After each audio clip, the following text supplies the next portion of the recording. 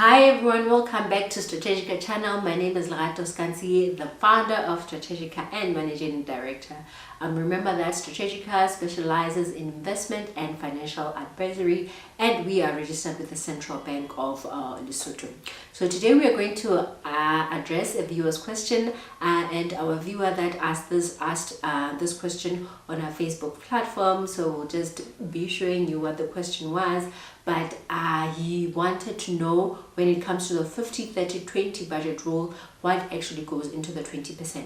So we'll be talking more about that and discussing what this 20% comprises of. So catch you on the flip side. Before I dive into it, thank you everyone for watching and subscribing and sharing our videos, and for everyone that is a returning viewer, thank you for the support. And for our new viewers, we hope that you'll find this information insightful and helpful, so that you can actually return back and become part of the family. So please remember to keep the conversation going by leaving your comments in the comment section below about any future content you'd like us to post or question related to this particular video. So let's start. So the question came from our viewer, Uncle Seb, or Sebastian Kwete, who happens to be an old friend of mine. We went to the same university back in the day. So I hope that wherever you are in the world, that you find this and you watch it and you share it with your friends. So you wanted to know what comprises of the 20% of the 50-30-20 budget rule. So the 50-30-20 budget rule, just to summarize it quickly, says that when it comes to your monthly income, 50% should go towards your needs, 30% towards your wants, and 20% towards savings or investing. So the needs are things you can't live without. So those are your monthly debt commitments, rent, petrol, transport. And then your wants are the things that make your life worth living. So these are things like your entertainment, your traveling, everything that makes your life exciting. So this could differ from person to person, but it could also mean starting a new hobby that you've been dying to start. For myself, I've been trying to go for swimming lessons, so my swimming lessons go towards my wants. And then the last category would be the savings and investing. So savings and investing, I think, will just try to explain it in a very simplified manner. So it's either you're going to put it towards savings or towards investing. So the broad difference between the two is that savings is money that you want to commit towards projects that fall within a year and nothing longer. The minute we start looking for investments or investing, now we start looking for the long term. Now we want things that we are going to invest in that are actually going to yield dividends, that are going to yield capital gains. And these are things that we are looking for, and we are investing, and we want to get a return over the long term. And this starts from around 3 years, 5 years, 7 years, depending on your risk appetite and your patience, and how you will, how often or how quickly you're going to need this money.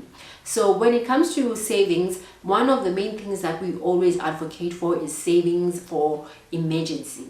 And saving for an emergency or setting up an emergency fund means that you're going to put away 3 to 6 months of your monthly income, so that you are well catered for if ever it comes to any rainy day. So emergencies could be either your car tire has just burst and then all of a sudden you need to go fix that or get new tires. An emergency could mean, because for most of us, I know that some people do not actually have medical aid. So if you don't have medical aid or health insurance, it means that whenever yourself or your family member falls ill, you'll need to have funds that are accessible to use for such medical expenses. So that is what we want to use for our savings, that we want to use them for.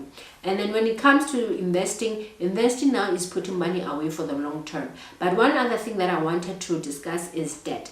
Making extra payments towards your debt, which this is not part of the monthly obligations that fall under your monthly needs, or which comprise of the 50%, is saying, I want to pay off money quicker on my car loan. And if that is your goal, it means that you start making extra payments towards your car installment. And making extra payments from your car installment helps you in the long run, because the quicker you pay off the loan, it means more money in your pocket, as you're going to pay less towards the interest that you took out on that particular car loan. So it's very important for us to also factor in such a thing. But I wanted to make it clear to everyone, it is only important for you to make extra payments, I will repeat, extra payments towards your debt if the interest rate on that debt is higher than if you were to invest those extra payments in an investment vehicle that earns a higher interest. Do we get it?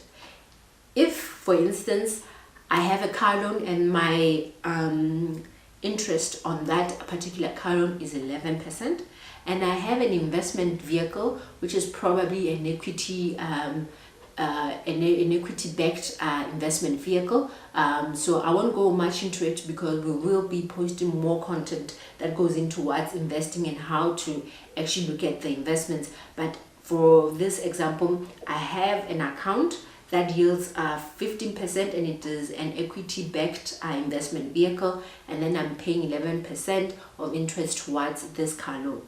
It does not make sense for me to forgo 15% of the interest and to pay off the extra debt that is at 11%, because it means it costs me less to pay off this debt, and I would make an extra 4% in interest if I were to invest the money instead of paying off my debt. So it's very important for us to start comparing such things. It is only important for you to pay off your debt quicker if you can't make more money by investing elsewhere.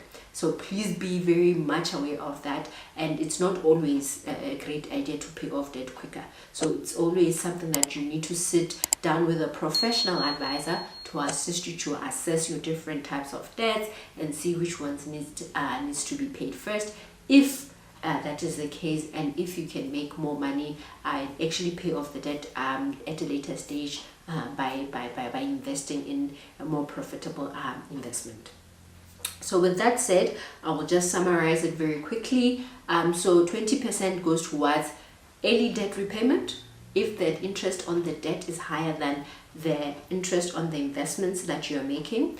It goes towards saving for your emergencies, and in emergencies we said it could be medical bills if you do not own a medical aid or health insurance. It could go towards saving for your emergency fund. It could also go towards saving for your short-term goals. Sometimes when you're still very early on in getting used to your budget, you'd find that you haven't gotten into the habit of investing. So the first thing that you start off is to say, I'm going to save a certain amount of money on a monthly basis, and if you're committed and disciplined enough to stick to your goal, then you can now graduate towards investing, where now you're saying, I'm actually going to put this money away, I'm going to forget about it for the next 3 years, and I hope that when I come back I'm going to see significant growth in that particular investment account. So with that said, I hope you find it very useful, and that you are able to apply this in your everyday life towards our budgeting and using this 20% effectively to benefit you and your family and friends. So thank you for watching. Please do remember to subscribe, to share, and to hit that notification bell. So see you next time, and thanks for watching.